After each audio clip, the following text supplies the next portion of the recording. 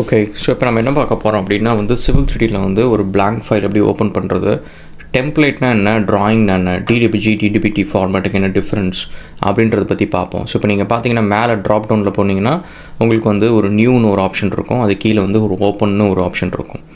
And அதே மாதிரி வந்து இங்கே நீங்கள் போனீங்கன்னா உங்களுக்கு எக்ஸிஸ்டிங்காக ஏதோ ஒரு ஃபைல் இருக்குது அப்படின்னா அதை நீங்கள் வந்து ஓப்பன் பண்ண முடியும். ஸோ இது வந்து நியூ அண்ட் ஓப்பனுக்கு இருக்கிற ஒரு டிஃப்ரென்ஸ். பட் இங்கே கீழே கவனிச்சிங்கன்னு வச்சுக்கலாம், இங்கேயும் ஒரு நியூ இருக்குது, இங்கேயும் ஒரு ஓப்பன் இருக்குது. பட் லெட்ஸே இப்போ இந்த நியூவை வந்து நான் கிளிக் பண்ணேன்னு வச்சுக்கோங்க, நீங்கள் பார்த்தீங்கன்னா டேரெக்டாக ஒரு ஃபைல் அது ஓப்பன் பண்ணிவிடுது. ஸோ ஒரு blank ஃபைல் ஓப்பன் பண்ணிவிடுது. இது எங்கேருந்து ஓப்பன் பண்ணுது அப்படின்னு பார்த்தீங்கன்னா ஒரு டிஃபால்ட் டிடிபிஜி ஃபைல் இருக்கும், அந்த ஃபைல்லேருந்து இது ஒரு குயிக்காக ஒரு ட்ராயிங் க்ரியேட் பண்ணுது. வேறு இங்கே இருக்கிற மேலே இருக்கிற நியூவை நான் கிளிக் பண்ணேன்னு வச்சுக்கோங்களேன், அந்தமாதிரி குயிக்காக அது ஓப்பன் பண்ணுறதில்ல. அது வந்து போய் நீ ஒரு ஃபைலை சூஸ் பண்ணு அப்படின்னு சொல்லிட்டு சொல்லுது. ஸோ இப்போ இந்த ரெண்டு டிஃப்ரென்ஸ், நியூ மேலே இருக்கிறதுக்கும் கீழே இருக்கிறதுக்குமான டிஃப்ரென்ஸ் இது தான். ஸோ இப்போ மேலே இருக்கிற நியூவை போனீங்கன்னா உங்களுக்கு வந்து எந்த டெம்ப்ளேட் யூஸ் பண்ணி நான் ஃபைல் க்ரியேட் பண்ணட்டும் அப்படின்றதுக்காக இந்த டயலாக் பாக்ஸ் வந்து அது ஓப்பன் பண்ணி கொடுக்குது. ஸோ இப்போ இந்த இடத்துல வந்து நீங்கள் பார்த்தீங்கன்னா மெட்ரிக் இருக்குது, இம்பீரியல் இருக்குது. ஸோ எந்த யூனிட் பேஸ்டு டெம்ப்ளேட் வந்து உங்களுக்கு வேணும் அப்படின்னு சொல்லிட்டு உங்களுக்கு வந்து ஆப்ஷன் கொடுக்குது.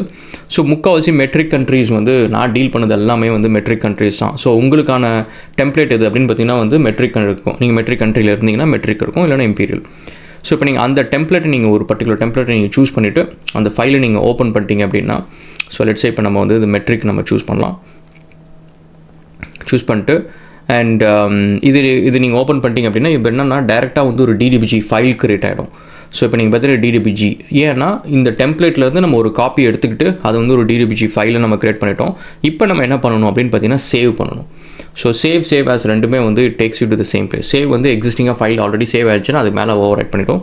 சேவ் ஆஸ் வந்து உங்களுக்கு இன்னொரு இடத்துல திரும்ப சேவ் பண்ணணும் அப்படின்னா, இப்போ நீங்கள் பார்த்தீங்கன்னா ஃபைல் டைப்பில் நீங்கள் பார்த்தீங்கன்னா வந்து 2018, 2013 நிறைய ஃபார்மேட்ஸ் இருக்குது. கூடவே வந்து DWT அப்படின்ற ஃபார்மேட்டும் இருக்குது. ஸோ இப்போ என்னென்னா இந்த டெம்ப்ளேட்டை நீங்கள் வந்து புதுசாக க்ரியேட் பண்ணணும், இதில் தான் அடிஷன் ஆட் பண்ணுறீங்க, ரிமூவ் பண்ணுறீங்க அப்படின்னா அது எல்லாத்தையுமே பண்ணிவிட்டு திரும்ப DWT ஃபைலை சேவ் பண்ணிட்டீங்கன்னா உங்களோட ஓன் டெம்ப்ளேட் வெர்ஷனாக அதில் குள்ளே இருக்கும். ஸோ இந்த எக்ஸசைஸில் வந்து நம்ம டெம்ப்ளேட் எப்படி க்ரியேட் பண்ணுறது அப்படின்றதையும் நம்ம வந்து பார்க்க போகிறோம். ஸோ இப்போ நீங்கள் பார்த்தீங்கன்னா நான் என்ன பண்ணுறேன்னா ஒரு ஃபோல்டர் ஒன்று க்ரியேட் பண்ணுறேன், Civil3D அப்படின்னு சொல்லிட்டு.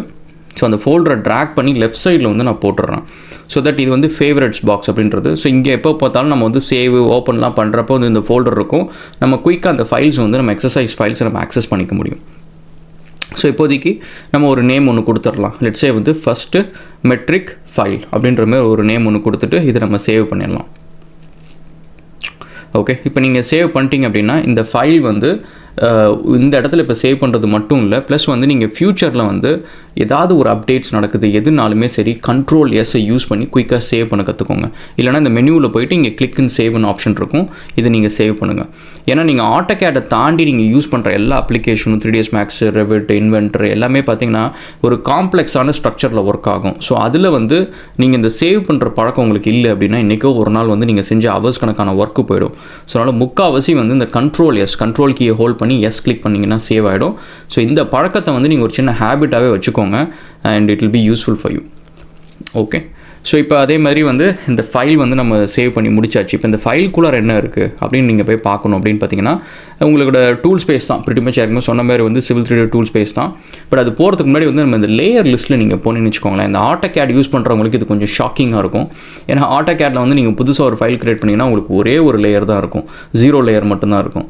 வேறு Civil3Dயில் பார்த்தீங்கன்னா கிட்டத்தட்ட 100கணக்கான லேயர்ஸ் இருக்குது. இது என்னது, இந்த லேயர்ஸ்லாம் நான் க்ரியேட்டே பண்ணல, இதெல்லாம் எதுக்கு இருக்குது அப்படின்னு பார்த்தீங்கன்னா, இப்போ நான் இந்த லேயர் ப்ராப்பர்ட்டிஸ் மேனேஜர் நான் போகிறேன்னு வச்சுக்கோங்களேன் ஃபார் எக்ஸாம்பிள். இதில் நீங்கள் பார்த்தீங்கன்னா இந்த லேயர்ஸ் எல்லாமே பார்த்தீங்கன்னா C-A-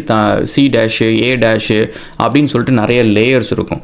இந்த லேயர்ஸ் எல்லாமே வந்து டிஃபால்ட் Civil3D டெம்ப்ளேட்டோட லேயர்ஸ். Civil3D வந்து கொஞ்சம் ஒர்க்கிங் வந்து பார்த்திங்கன்னா கொஞ்சம் டிஃப்ரெண்ட்டாக இருக்கும் ஆட்டோகேடை கம்பேர் பண்ணுறப்ப. ஸோ இதை எக்ஸ்பிளைன் பண்ணணும்னு வச்சுக்கோங்களேன். இங்கே நீங்கள் செட்டிங்ஸ் போனீங்கன்னா டூல் ஸ்பேஸில் செட்டிங்ஸ்ன்னு இருக்கும்.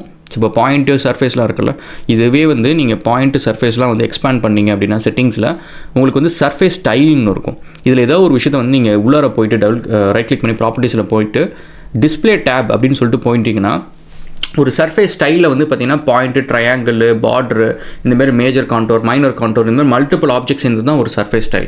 அந்த சர்ஃபேஸ் ஸ்டைலுக்குள்ளே இருக்கிற ஒவ்வொரு இண்டிவிஜுவல் ஆப்ஜெக்ட்டையும் பார்த்திங்கன்னா ஒரு லேயர் வந்து கண்ட்ரோல் பண்ணும். எது விசிபிளாக இருக்கணும் இந்த ஸ்டைலில், எது இருக்கக்கூடாது, என்ன கலரில் இருக்கணும் அப்படின்றது எது கண்ட்ரோல் பண்ணுது அப்படின்னு பார்த்திங்கன்னா அந்த லேயர் தான் கண்ட்ரோல் பண்ணும். ஸோ அதனால் வந்து லேயர்ஸ் வித்தின் Civil3D வந்து நீங்கள் அதை டெலீட்லாம் பண்ணாதீங்க. அது வந்து Civil3D ஒர்க்கிங்க்கு Civil3D ஸ்டைல்ஸ்க்கு வந்து அது இம்பார்ட்டண்ட். அது இல்லைனா Civil3D ஸ்டைல்ஸ் ஒர்க் ஆகாது. ஸோ தட் இஸ் இப்போ ப்ராஸ்பெக்டரில் அதே மாதிரி நீங்கள் என்னென்ன ஆப்ஜெக்ட்ஸ்லாம் க்ரியேட் பண்ணுறீங்களோ அது எல்லாமே இந்த செட்டிங்ஸில் இருக்கிற ஸ்டைல்ஸ் தான் வந்து அதோட டிஸ்பிளே எல்லாத்தையுமே கண்ட்ரோல் பண்ணுறது. ஓகே, ஸோ இப்போ நீங்கள் பார்த்தீங்கன்னா எல்லாத்துலேயுமே நிறைய டிஃப்ரெண்ட் ஸ்டைல்ஸ் இருக்கும். பாயிண்டில் நிறைய ஸ்டைல்ஸ் இருக்கும். அண்ட் அதேமாரி சர்ஃபேஸில் அதேமாரி கிரேடிங்கு, ப்ரொஃபைலு, ஸோ பார்சல் எல்லாத்துலேயுமே பார்த்தீங்கன்னா வந்து நிறைய டிஃப்ரெண்ட் ஸ்டைல்ஸ் நீங்கள் வந்து பார்க்கலாம். ஓகே, ஸோ இதுதான் பேசிக்ஸ் கைஸ். நம்ம நெக்ஸ்ட் வந்து இன்னும் கொஞ்சம் ஃபர்தராக டீப் உள்ளார போவோம் அண்ட் நிறைய செட்டிங்ஸை பற்றிலாம் கற்றுப்போம். தேங்க்ஸ்.